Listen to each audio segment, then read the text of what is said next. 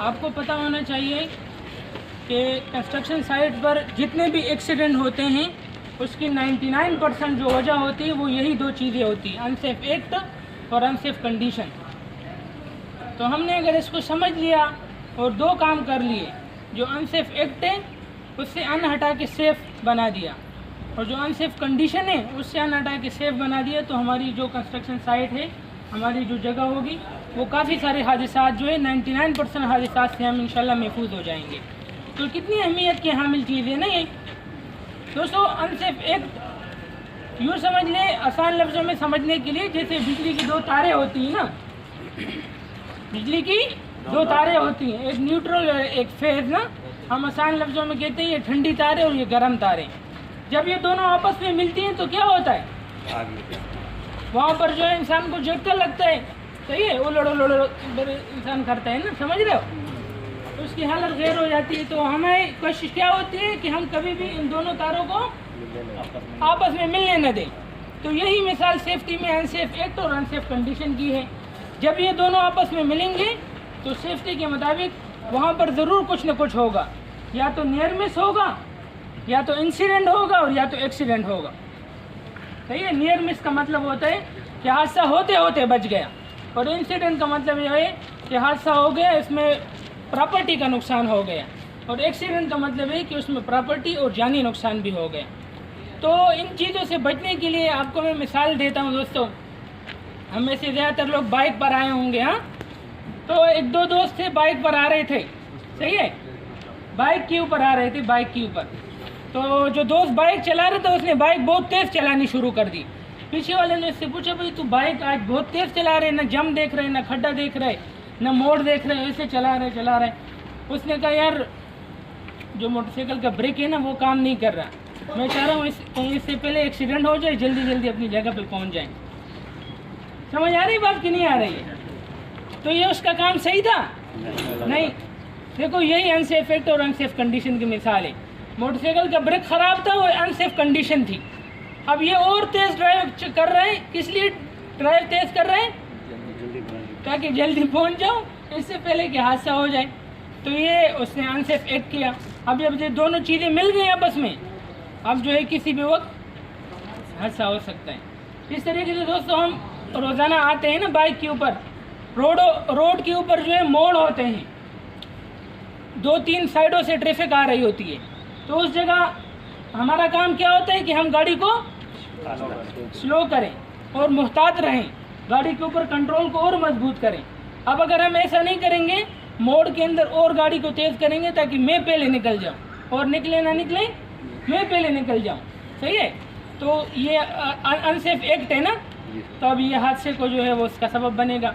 जब अनसेफ, देखो हमारे साइट पर हर जगह अनसेफ कंडीशन मौजूद होती है, लेकिन जब उसके साथ अनसेफ एक्ट मिल जाता है तो इसकी मिसाल ऐसे होती है, जैसे एक दफ़ा आपको तारिक साहब ने बताया था, आप बैल मुझे मार, समझ रहे हो, कि आपने खुद ही जो है अपने आप को हादसे के लिए पेश कर दिया कि आ जाओ और मुझे जो है आपकी मर्ज़ी मेरे साथ। अच्छा, ये अनसेफ एक्ट और अनसेफ कंडीशन का डायरेक्ट जो ताल्लुक़ होता है दोस्तों, ये इंसान के बिहेवियर के साथ होता है। और ये बात नोट की गई है कि जितना ज़्यादा बंदा एक्सपीरियंस हो ना, और जितना वो स्किल हो, अक्सर वही लोग जो है वो अनसेफ एक्ट कर रहे होते हैं, इसलिए कि वो उन्हीं टूल्स के साथ ना काम करते करते वो उसके साथ आदी हो जाते हैं। वो कहते हैं इससे तो कुछ होता ही नहीं है, और फिर एक ना एक दिन वो बदकिस्मत दिन आ जाता है जिसकी वजह से वो हादसा जो है वो हो जाता है। तो हमारे साइट पर ऐसे वाक़यात हुए हैं, मैं किसी दिन टाइम अगर होगा तो आपके साथ इंशाल्लाह शेयर करूँगा। अब मैं आपको कुछ मिसालें देता हूँ दोस्तों अनसेफ एक्ट की। हम जो है ना पीपीएस से ना स्टार्ट करते हैं। आपको पता है, ये हमें कोई भी कंस्ट्रक्शन साइट हो ना, उसमें चीज़ें गिरने का खदशा मौजूद होता है, हमारे सर टक्कर लगने का खदशा मौजूद होता है। तो हमें ये हेलमेट दिया हुआ है, किस लिए दिया हुआ है? ताकि हम इस किस्म के हादसा से महफूज रह सकें। अब अगर हम हेलमेट नहीं पहनेंगे तो हम लाज़िमी उस हादसे का शिकार होंगे, चीज़ें ऊपर गिरेंगी तो हमारे पास कोई प्रोटेक्शन के लिए चीज़ नहीं होगी। इस तरीके से देखो दोस्तों, कंस्ट्रक्शन साइट पर फ्लाइंग पार्टिकल का हर वक्त हेजर मौजूद होता है। फ्लाइंग पार्टिकल का मतलब उड़ती हुई चीज़ें, जैसे ग्राइंडिंग हो रहा है तो उसके स्पार्क उड़ रहे हैं, कहीं पर जो है गेंदरी चल रही है तो उसकी चीज़ें उड़ रही हैं, ठीक है। तो इससे बचने के लिए, हमारे आंखों को इससे बचाने के लिए हमें क्या दिया होता है? ग्लासेस दिए होते हैं। वो किस लिए दिए होते हैं? ताकि हम वो पहने और इस फ्लाइंग पार्टिकल से हम क्या हो जाए, महफूज रह सकें। अब अगर हम ये नहीं पहनेंगे तो नतीजा क्या निकलेगा? हम हादसे का शिकार होंगे। सही है। इस तरीके से कोई भी कंस्ट्रक्शन साइट हो उसके अंदर जो है ना शार्प ऑब्जेक्ट होते हैं, ऐसे तेज़दार चीज़ें होती हैं जो टांग अपने हमारे पाँव को जो है ज़ख्मी कर सकती हैं। उससे बचने के लिए हमें क्या दिया होता है? सेफ्टी शूज़ दिए होते हैं। तो अगर हम ये पहनेंगे तो हम महफूज रहेंगे। समझ में आई बात?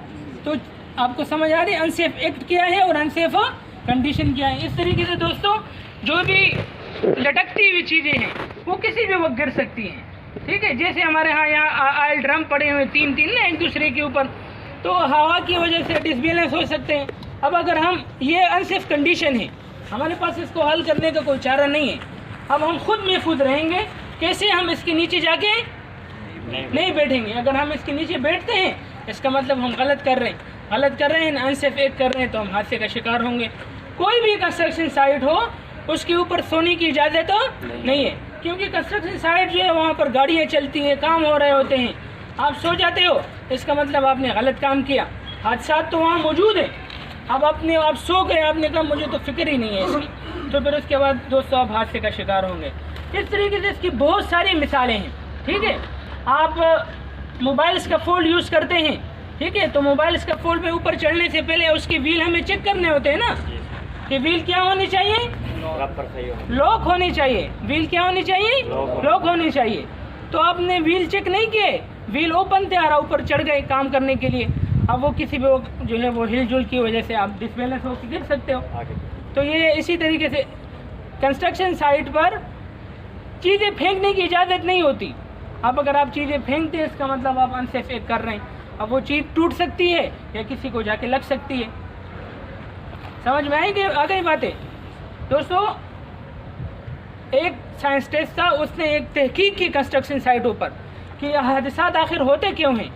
तो जैसे मैंने आपको कहा 99% जो हादसात होते हैं वो अनसेफ एक्ट और अनसेफ कंडीशन की वजह से होते हैं। तो उसने कहा किसी साइट के ऊपर अगर 30,000 अनसेफ एक्ट और अनसेफ कंडीशन हो जाए ना तो वहाँ पर 3,000 नियर मिस होते हैं। नियर मिस आपको मैंने बताया ना कि हादसा होते होते बच गया, हादसा होते उसको नियर मिस कहते हैं। अगर कोई इससे भी सबक न सीखे ना तो वहाँ 300 माइनर इंजरियाँ होती है।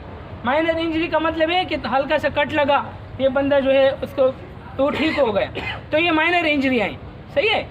और अगर इससे भी कोई सबक न सीखे तो वहाँ 30 मेजर इंजरियाँ होती हैं। क्या होती है? 30 मेजर इंजरी। मेजर इंजरी का मतलब है कि बंदे का हाथ टूटा, पाँव टूटा। ठीक है। और अगर इससे भी कोई सबक न सीखे तो वहाँ एक बड़ी फेटल इंजरी होती है। दोस्तों ये मजाक की बातें नहीं है, इसको समझें और उसको सीरियस लें। सही है।